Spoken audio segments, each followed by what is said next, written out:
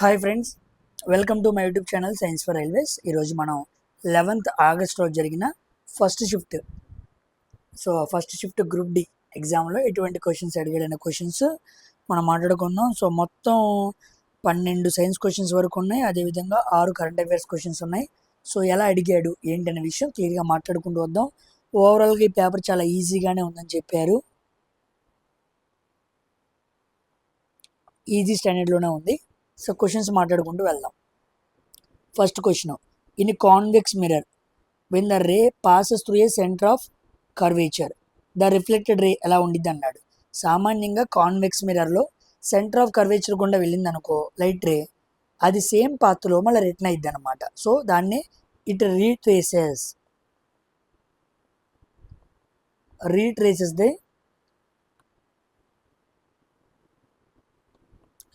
రీట్రేసెస్ the same path అంటాడు. Same path centre of curvature వెళ్తే మళ్ళీ దాని గుండానే రివర్స్ వచ్చింది అనమాట. So angle of incident, angle of reflection రెండు 0 degrees అవుతాయి, గుర్తుపెట్టుకోండి.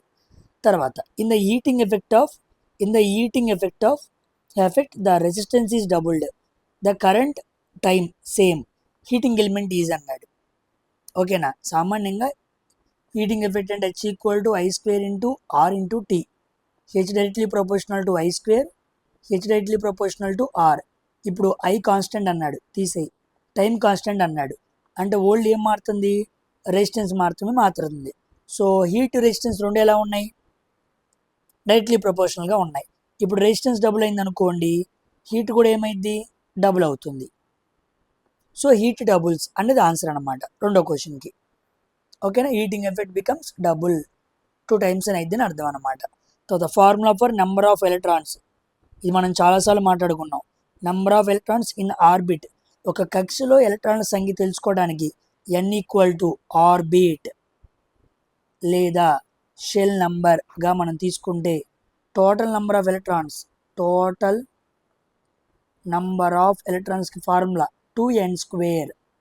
ఓకేనా, గుర్తుపెట్టుకోండి. కక్షలు ఏమవుతాయి, KLMN, ఇదే KLM అన్నమాట. K అంటే ఫస్ట్ దాంట్లో 2 ఉంటాయి, దీనిలో 8 ఉంటాయి, 18 ఉంటాయి, 32. ఈ ఫార్ములాలో పెట్టి మనం మ్యాక్సిమం నెంబర్ ఆఫ్ ఎలక్ట్రాన్స్ని ఫైండ్ అవుట్ చేయొచ్చు. ఓకేనా. Next 4th question, load describes dash అన్నాడు. Force downwards, machine used to lift అన్నాడు. ఈ 2 ఆప్షన్స్ ఇచ్చాడు. ఓకేనా. లోడ్ అనేది దేన్ని డిఫైన్ చేసింది అన్నాడు. సామాన్యంగా సింపుల్ మిషన్స్లో లోడ్ అన్నా, వెయిట్ అన్నా, రెసిస్టెన్స్ అన్నా ఒకటే అన్నమాట. ఓకేనా. ఇప్పుడు we lifting a weight, the weight being lifted is the load అనమాట. అంటే మనం దేనైతే ఒత్తుతున్నామో అదే లోడ్ అయింది. ఇక్కడ ఆబ్జెక్ట్ లోడ్ అయింది అనమాట. ఓకేనా. So load is the resistance or a force that the machine has to overcome. ఒక మెషిన్ ఓవర్కమ్ అయి పనిచేయడానికి మనం అప్లై చేసేదే లోడ్ అనమాట, లోడ్గా తీసుకోవచ్చు. ఇక్కడ మనకు 2 పదాలు ఉంటాయి. ఎప్పుడైనా సింపుల్ మిషన్స్లో మీకు mechanical advantage = load by effort. ఒకటి లోడు, ఒకటి ఎఫర్ట్. దీన్ని మనం వెయిట్ అనొచ్చు, దీన్ని మనం ఫోర్స్ అనొచ్చు, దీన్ని రెసిస్టెన్స్ అనొచ్చు, దీన్ని ఫోర్స్ అనొచ్చు, ఎలాగైనా పిలవచ్చు. సో లోడ్ చేసే పని ఏంటి అంటే లోడ్ అనేది ఏం పని చేస్తుంది అన్నాడు. ఓకేనా, గుర్తుపెట్టుకోండి. లోడ్ అనేది ఎలా ఉండాలి అంటే మనం ఏ ఫోర్స్ అయితే అప్లై చేస్తున్నామో ఆ ఫోర్సు లోడ్ని ఓవర్కమ్ చేయాలి, అప్పుడు లోడ్ కదిలిద్ది అనమాట. ఓకేనా, గుర్తుపెట్టుకోండి, వెరీ వెరీ ఇంపార్టెంట్. అయితే ఇక్కడ force downwards, machine is to left అనేది కరెక్ట్గా నాకు అర్థం కాలేదు. ఆ క్వశ్చన్ కరెక్ట్గా ఏమైనా చెప్పగలిగితే నేను చెప్పగలను. మళ్ళీ రాశాడు కానీ నాకు అర్థం కాలేదు, ఒకసారి చూడండి. Next, a person wants to move wheelchair with less effort without changing the height in the inclined plane అన్నాడు. ఒక హైట్లో without changing the height in the inclined plane అన్నాడు. సామాన్యంగా దీన్ని లెంత్గా తీసుకుంటాం L, దీన్ని ఈగా తీసుకుంటాం ఎఫర్ట్, దీన్ని లోడ్గా తీసుకోండి. ఇక్కడ mechanical advantage = load by effort అనమాట. ఓకేనా. ఇక్కడ వితౌట్ చేంజింగ్ ద హైట్ని మార్చకుండా వీల్ చైర్ని మూవ్ చేయడానికి లెస్ ఎఫర్ట్ మనం అప్లై చేసామంటే అక్కడ మనం ఏం వాడుంటాం, ఇంక్లైన్డ్ ప్లేన్ వాడుంటాం అనమాట. ఇంక్లైన్డ్ ప్లేన్ మనకి ఎన్సీఆర్టీలో మీకు పుల్లి ఇచ్చాడు,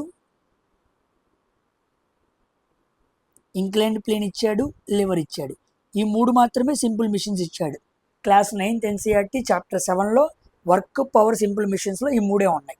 వీటి గురించి కుదిరితే ఒక వీడియో చేస్తాను, మీకు అర్థమైంది. ఓకేనా. ఇక్కడ mechanical advantage equal to L/E అనమాట, గుర్తుపెట్టుకోండి. ఇంక్లైన్డ్ ప్లేన్ మనం వాడటం వల్ల ఏమవుతుంది, మన వర్క్ని చాలా ఈజీగా సాల్వ్ చేయగలుగుతున్నాం అనమాట. ఇక్కడ మీకు స్టీపర్ యాంగిల్, ఓకేనా. స్టీపు అంటే సాధారణ వాలు, నిటారు వాలు, ఇలా వాలుని ఇన్సర్ట్ చేసి కూడా క్వశ్చన్ ఉంటాయి అన్నమాట. ఇక్కడ ఫోర్స్ ఏమైంది, ఫోర్స్ మల్టిప్లై అయిద్దా అవదా, మెకానికల్ అడ్వాంటేజెస్ ఎలా ఉంటాయి అనే క్వశ్చన్స్ వస్తాయి. కాన్సెప్ట్ అర్థమైతే ఆల్రెడీ ALP-CBT2లో చెప్పాను, కానీ ఇక్కడ అప్లికేషన్ ఓరియంటెడ్లో గ్రూప్ డి కోసం కుదిరితే మాట్లాడతాను. ఓకేనా. Simple machines. Next function in stomata. So లీవ్స్లో స్టొమాటా ఎందుకు, ఎక్స్చేంజ్ ఆఫ్ గ్యాసెస్. ఓకేనా. ట్రాన్స్పిరేషన్, బాష్పోత్సర్గం జరిగేది ఎక్కడి నుంచి, స్టొమాటా అనమాట. స్టొమాటోలో వాల్స్ ఎక్కడైతే క్లోజ్ అయిపోతాయో అక్కడ ట్రాన్స్పిరేషన్ జరగదు. In sodium hydroxide, sodium oxide is the strongest base అనమాట. Is dissolve in water. ఒక వాటర్ని, ఒక బేస్ని వాటర్లో డిజాల్వ్ చేస్తే అది చక్కగా డిజాల్వ్ అయిందనుకోండి, దాన్ని మనం ఆల్కలీన్ అని పిలవాలి. సో NaOHని మనం వాటర్లో డిజాల్వ్ చేస్తే Na plus OH minus ions. OH minus ions ఎక్కువ వచ్చినాయి అనుకోండి, అది మంచి బేస్, స్ట్రాంగ్ బేస్ అని మనం చెప్పచ్చు అనమాట. సో దీని pH వాల్యూ 14 ఉండిద్ది, స్ట్రాంగెస్ట్ బేస్, గుర్తుపెట్టుకోండి. pH స్కేల్లో చివరి ఉండేది 14, మనకి NaOHA. ఓకేనా. నెక్స్ట్, ఈ క్వశ్చన్ చెప్పలేదు, 6th question. When unbalanced is applied the sum options given అన్నాడు. ఓకే, అన్బ్యాలెన్స్డ్ ఫోర్స్ అయి ఉండిద్ది. ఓకేనా. ఒక వస్తువుని మోషన్లోకి తీసుకురావాలి అంటే మనం అన్బ్యాలెన్స్డ్ ఫోర్స్ అప్లై చేయాలి. ఓకేనా. బ్యాలెన్స్ ఫోర్స్ అప్లై చేస్తే వస్తువు రెస్ట్లోనే ఉండిద్ది, మోషన్లోకి రాదు. సో అన్బ్యాలెన్స్డ్ ఫోర్స్ అప్లై చేస్తే వస్తువు ఏమైద్ది, మోషన్లోకి వచ్చింది అనమాట. మోషన్, చలనంలోనికి వచ్చింది. ఓకే, 8 క్వశ్చన్స్ అయినాయి. 9వ క్వశ్చన్స్. పొల్యూటెంట్స్ హయ్యర్ ఇన్ అన్నాడు.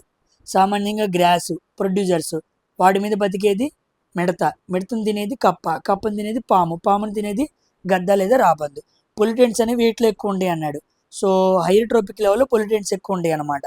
ఇక్కడ నుంచి ఇక్కడ మనం వెళ్తూ ఉన్నాం అనుకోండి, ఏమైద్ది, పెస్టిసైడ్స్ బాగా పెరిగిపోతూ ఉంటాయి అనమాట. దీన్ని మనం బయోలాజికల్ మ్యాగ్నిఫికేషన్ అంటూ ఉంటాం. ఓకేనా. సో ఎక్కడో గ్రాస్ దగ్గర ఈ మొక్కల్లో ఉన్న పెస్టిసైడ్స్, ఇన్సెక్టిసైడ్స్ అనేవి పెరుగుతూ వెళ్ళిపోతూ ఎక్కడికి వెళ్తాయి, నాన్ బయోడిగ్రేడబుల్ పొల్యూటెంట్స్ అన్నీ కూడా హై ట్రోపిక్ లెవెల్స్ ఉన్న వాటిని ప్రమాదం చేస్తాయి. సో ఇది హై ట్రోపిక్ లెవెల్లో ఉంది ఫుడ్ పిరమిడ్లో, కాబట్టి ఇది ఎక్కువ ప్రమాదానికి గురైద్ది అనమాట. A place contain number of species but some area is damaged, the place is called అన్నాడు. Area with many species. Okay, ఒక ఏరియాలో చాలా రకాల వైవిధ్యమైన జాతులు ఉన్నాయి, కానీ ఆ ఏరియా బాగా దెబ్బతింటుంది. ఎన్నో పర్యావరణ మార్పులకి, ఎక్కడి నుంచో బయట నుంచి డిజర్టిఫికేషన్ కానీ వేరే కారణాల వల్ల ఆ ప్రాంతం దెబ్బతింటుంది. దాన్ని ఏమంటారు అన్నాడు. దాన్ని బయోడైవర్సిటీ హాట్స్పాట్ అంటారు, గుర్తుపెట్టుకోండి. Very important. ఓకేనా.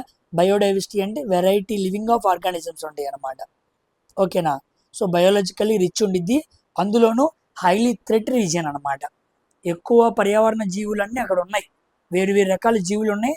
ఆ వేరు రకాల జీవులు అంతరించిపోవడానికి ఎక్కువ థ్రెట్ కూడా అక్కడే ఉంది. అది మంచి చెడు రెండు ఉన్న స్పాట్ అనమాట, బయోడైవర్సిటీ హాట్స్పాట్. నెక్స్ట్ అదే ఆప్షన్స్. ఎకలాజికల్ ఎన్వైసిటీ కాదు, జస్ట్ బయోడైవర్సిటీ కాదు. బయోడైవర్సిటీ అంటే వెరైటీ ఆఫ్ లివింగ్ ఆర్గానిజమ్స్, ఇది కాదు. సో ఒకటి ఆప్షనే correct. In India number of persons who consume gutka they suffer from which cancer అన్నాడు. గుట్కా బాగా తింటే క్యాన్సర్ వచ్చింది, హోల్ క్యాన్సర్ కాదు, స్కిన్ క్యాన్సర్ కాదు, బ్రెయిన్ క్యాన్సర్ కాదు, ఓరల్ క్యాన్సర్ వచ్చింది, నోటికి సంబంధించిన క్యాన్సర్ వచ్చింది అనమాట. మనం అప్పుడప్పుడు సినిమాలకు వెళ్ళినప్పుడు యాడ్స్లో కూడా చూపిస్తూ ఉంటారు కదా, అదనమాట. Next, A student wants to increase the length of the stem under which tissue is observed under microscope. Length of the stem పెంచుదాం అనుకుంటున్నాడు, అంటే స్టెమ్ గ్రోత్ పెంచుదాం అనుకుంటున్నాడు. మైక్రోస్కోప్లో చూస్తే లేటరల్ కాదు, పర్మనెంట్ కాదు, ఎపికల్. ఎపికల్ అనేది ఆన్సర్ అనమాట. ఓకేనా. సో లెంత్ లేదా హైట్ ఈ పారామీటర్స్ని డిసైడ్ చేసేది ఎపికల్ మెరిస్టమ్ అనమాట. ఓకేనా. వెరీ వెరీ ఇంపార్టెంట్, గుర్తుపెట్టుకోండి. అదే థిక్నెస్ అని అనుకోండి, లేదా గ్రిత్ అని అనుకోండి, లేటరల్ అయింది. ఇంటర్నోట్స్ మాట్లాడాను అనుకోండి, ఇంటర్ క్యాలరీ అయింది. ఓకేనా. ఇవి మొత్తం టోటల్ 12 సైన్స్ క్వశ్చన్స్ ఈరోజు జరిగిన ఫస్ట్ షిఫ్ట్ అనమాట. తర్వాత కరెంట్ అఫైర్స్. ఏంటది?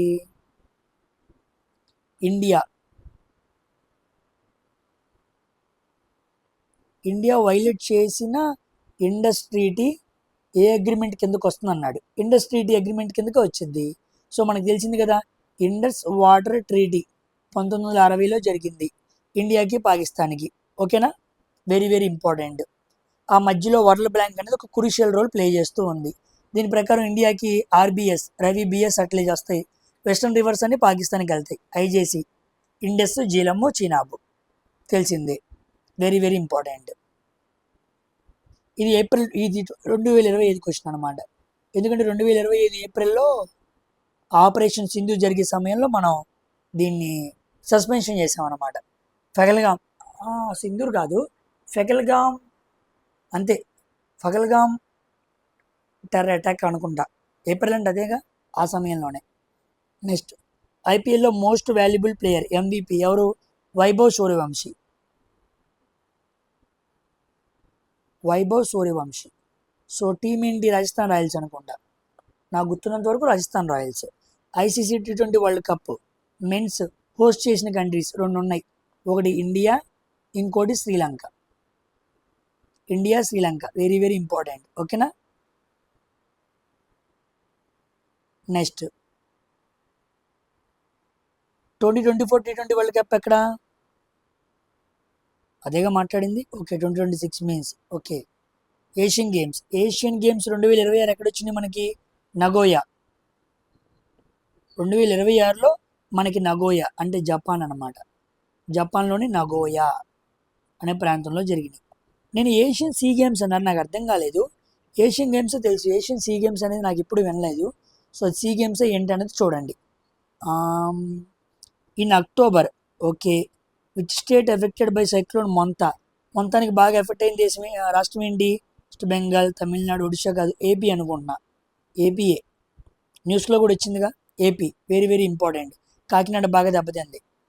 Next, Ashok Lahiri appointed as vice chairman of NITI Aayog. Very very important. అపాయింట్మెంట్స్లో ఈ అశోక్ లాహిరి బాగా అడుగుతున్నాడు.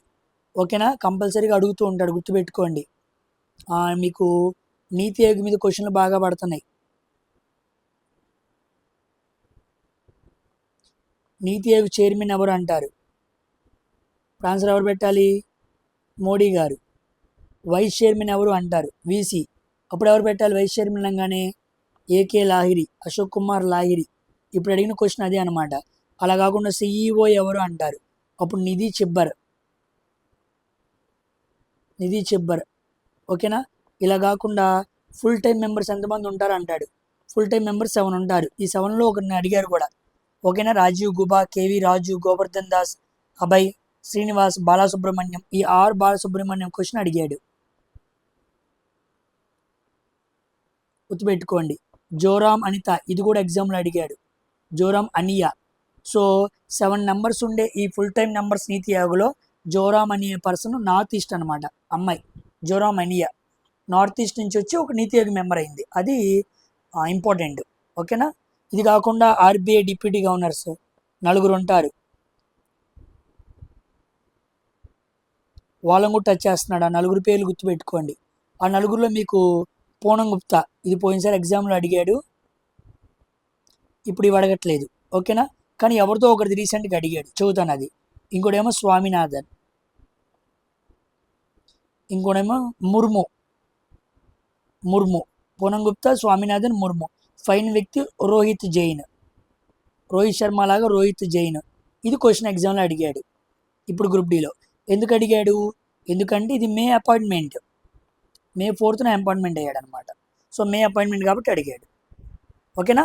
ఆర్బీఐ గవర్నర్ మీకు ఆల్రెడీ తెలుసు, సంజయ్ మల్హోత్రా 25 అయితే శక్తికాంత్ దాస్ అంతకుముందు.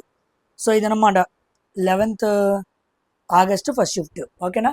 So second shift, third shift రాసిన వాళ్ళు ఎవరైనా ఉంటే పిల్లలు ఇలాగే వివరంగా నా టెలిగ్రామ్ ఛానల్కి క్వశ్చన్స్ అనేవి సెండ్ చేయండి. టెలిగ్రామ్ లింక్ అనేది ప్రతి డిస్క్రిప్షన్లో ఉండిద్ది. డిస్క్రిప్షన్లోకి వెళ్తే లింక్ ఉండిద్ది, అక్కడ లింక్తో మన ఛానల్లో జాయిన్ అవ్వండి. ఎన్నో రకాల పీడిఎఫ్స్ క్లాసెస్ అనేవి చెప్పినవన్నీ కూడా వీడియోస్లో ఉన్నాయి. అక్కడ వెనక్కి వెళ్ళి చూస్తే మంచి స్టఫ్ ఉండిద్ది. ఆ స్టఫ్ మీరు బాగా నేర్చుకోవచ్చు. ఓకేనా. సో కుదిరితే సింపుల్ మిషన్స్ మీద, యానిమల్ కింగ్డమ్ మీద ఒక 20 నిమిషాల్లో ఒక వీడియో చేస్తాను. ఓకేనా. ఇక్కడితో వీడియో ఫినిష్ చేస్తున్నాను. అందరూ కూడా జాగ్రత్తగా ప్రిపేర్ అవ్వండి, ఎగ్జామ్ బాగా రాయండి. బాయ్.